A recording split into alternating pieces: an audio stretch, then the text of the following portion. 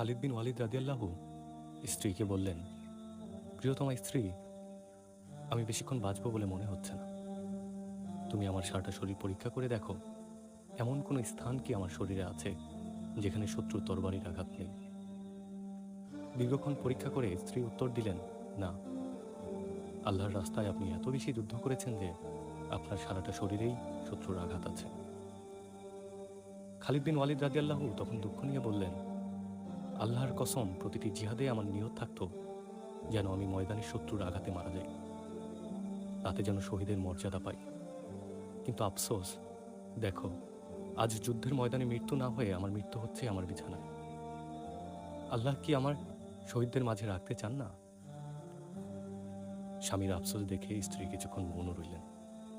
এরপরে করলেন সেই বিখ্যাত উক্তি, আপনার নাম স্বয়ং রাসূল সাল্লাল্লাহু আলাইহি সাল্লাম রেখেছিলেন সাইফুল্লাহ, যার অর্থ হচ্ছে